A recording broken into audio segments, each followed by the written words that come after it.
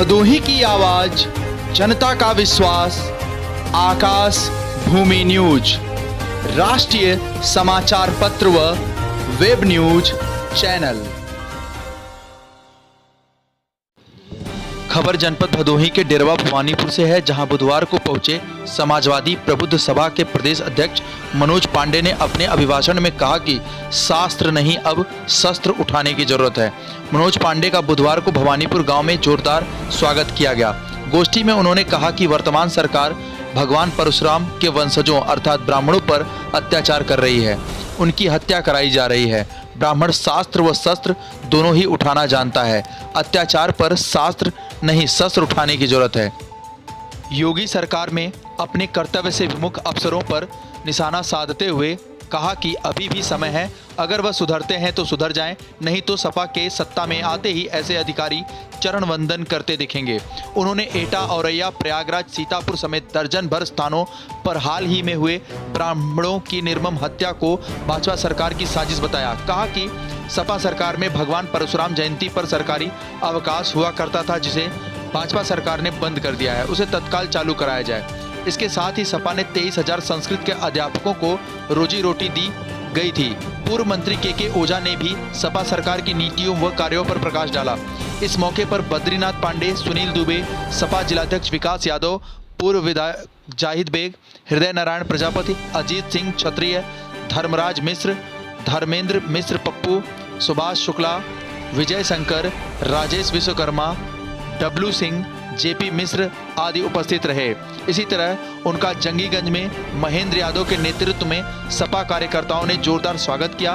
बैजनाथ यादव, मनोज यादव, सचिन यादव, जसीम अहमद, राजेंद्र दुबे शास्त्री, विनय दुबे आदि इस मौके पर मौजूद रहे। बड़ी संख्या में क्षेत्र के गणमान्य ब्राह्मण समाज के लोग आज यहाँ पर इकट्ठा हुए थे। भगवान परशुराम जी की भव्य पूजा और अर्चना के साथ आज यहाँ कार्यक्रम प्रारंभ हुआ। और खासकर आज जो उत्तर प्रदेश में लगातार ब्राह्मण समाज के लोगों के साथ घटनाएं घट रही हैं। अगर हम प्रतिदिन देखें तो कहीं न कहीं ब्राह्मणों की निर्मम हत्याएं हो रही हैं। इससे आज समाज चिंतित है। उत्तर प्रदेश में वर्तमान भारतीय जनता पार्टी की सरकार ने एक नारा दिया था। ये नारा उसने 2014 में भी दिया था, 17 और 19 में भी दिया था कि अब की बार न गुंडाराज न भ्रष्टाचार, अब की बार भाजपा सरकार।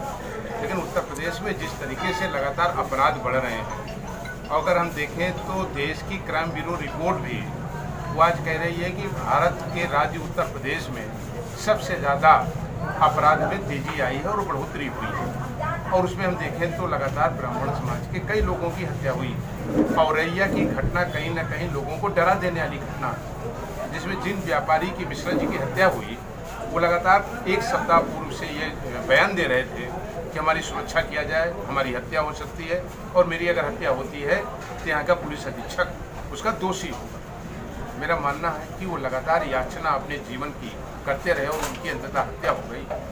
तो केवल पुलिस अधीक्षक के ट्रांसफ़र कर देने से कोई उसको दंड नहीं माना जाएगा, बल्कि राज्य सरकार से हमारी ये मांग है कि ऐसे अधिकारियों की जिनकी संलिप्तता है इस हत्या में, उनके खिलाफ उनके निलंबन की कार्रवाई करें, उनके ऊपर मुकदमा दर्ज करें।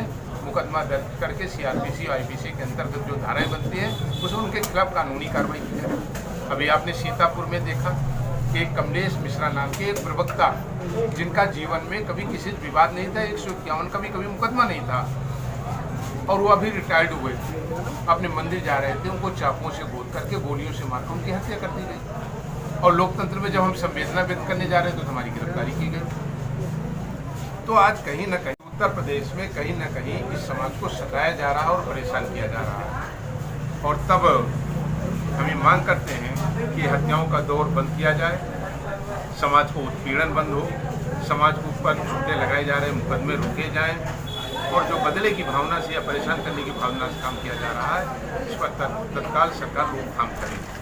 और जहाँ तक हम कहना चाहते हैं इस मौके पर कि भगवान परशुराम जी की जयंती पर अवकाश जो समाजवादी पार्टी के नेता आदरणीय अखिलेश यादव जी तत्कालीन मुख्यमंत्री ने किया, आज उस पर रोक लगा दी गई। सवर्ण यात्रा पर रोक लगा दी गई, मानसरोवर यात्रा पर रोक लगा दी गई। और आदरणीय अखिलेश यादव जी द्वारा जो 23,000 शिक्षकों को नियमितीकरण करके उनके विद्यालयों को एडिट किया गया था, आज भी उस आदेश पर रोक लगा दी गई, जिसमें सबसे ज़्यादा ब्राह्मण समाज के लोग प्रभावित हो रहे हैं। तो सरकार से हमारी मांग है कि इस भावना से काम न करें और भगवान परशुराम जी की जयंती पर जो अवकाश था उसको बहाल करें। प्रबुद्ध सभा ने ये निर्णय लिया है कि उत्तर प्रदेश के प्रत्येक जनपद में हम भगवान परशुराम जी और 1857 की गदर के नायक मंगल पांडे जी की मूर्ति भी हम लोग लगवाने का काम करेंगे। आपको क्या लगता है जो भाजपा सरकार है ब्राह्मण द्रोही सरकार है? देखिए, आज जो घटनाएं घट रही हैं, मैंने कहा कि लगातार जो घटनाएं घट रही हैं और घटनाएं आप लोग दिखा रहे हैं, उससे समाज चिंतित है, परेशान है, व्यथित है, भयभीत है, असुरक्षा की भावना अपने अंदर वो ला रहा है। सरकार को कहीं ना कहीं इस पर रोकथाम लगाना चाहिए। ये काम डेमोक्रेसी में जनादेश उन्हें दिया गया है कि वो इस पर कंट्रोल करें। आज क्या कारण है कि अपराध नहीं रुक रहा है, अपराध लगातार बढ़ रहा है, तो जिम्मेदारी तो दायित्व सरकार की ही है। अभी हाल ही में मायावती का एक ट्वीट आया हुआ है जिसमें उन्होंने कहा कि समाजवादी पार्टी न तो दलितों की देती है, नहीं ब्राह्मणों की। इस पर क्या कहेंगे आप? देखिए, बहन जी उत्तर प्रदेश की कई बार मुख्यमंत्री रही हैं और उत्तर प्रदेश की बहुत वरिष्ठ नेता है, तो उन पर कोई टिप्पणी नहीं करना चाहता हूँ। लेकिन कौन किस चीज़ का ज़्यादा हितैषी हो, किस चीज़ को ज़्यादा उसने मांगा है, कि समाज खूब अच्छी तरीके से जानता है। इस समाज ने सदैव सबको दिशा देने का काम किया है, तो इसकी स्क्रूटनी कर रहा है कि कौन उसका दोषी है, कौन उसका सपोर्टर है, कौन उसका स्वाभाविक मित्र है। इसको आने वाले दिनों में समाजवादी पार्टी या केवल दलों की बात नहीं करते, ये ब्राह्मण समाज खुद ही तय कर देगा।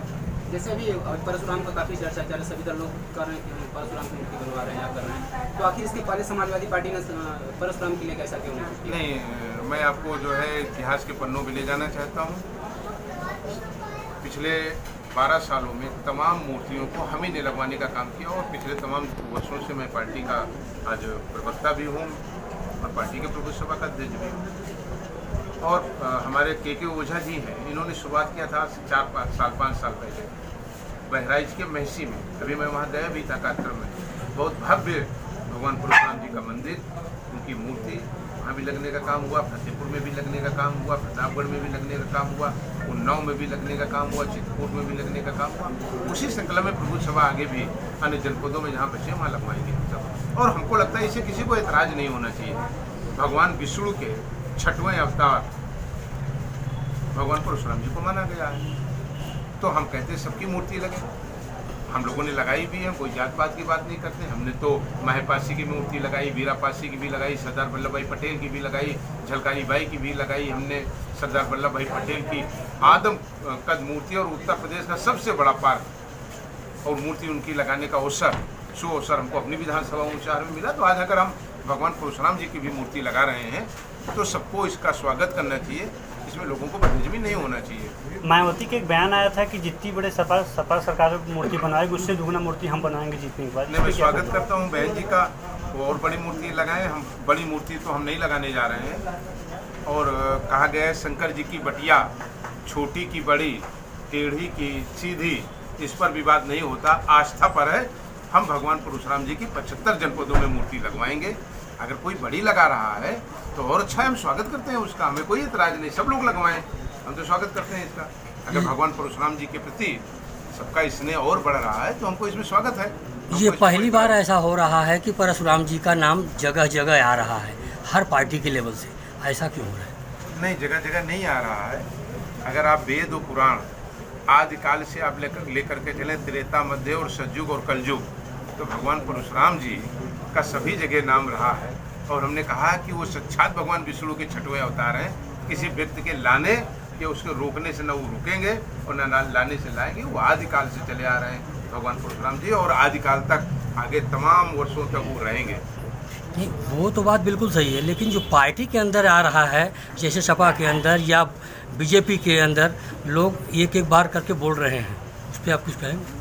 हो सकता है कि चेतना आबाई हो तो अच्छी बात है, और चेतना आ जाए बीजेपी के अंदर, तो हम तो चाहते हैं कि चेतना आ जाए। एक आखिरी सवाल हमारा ये है कि क्या लगता है कि भाजपा सरकार द्वारा ब्राह्मणों पर ताबड़तोड़ कार्रवाई करने के बाद सपा सरकार ब्राह्मण काट खेल रही है भगवान परशुराम का नाम? नहीं, हम इतिहास के पन्नों में हम ले जाना चाहते हैं। समाजवादी पार्टी सदैव सभी जात, वर्ग और धर्म के लोगों की पार्टी रही।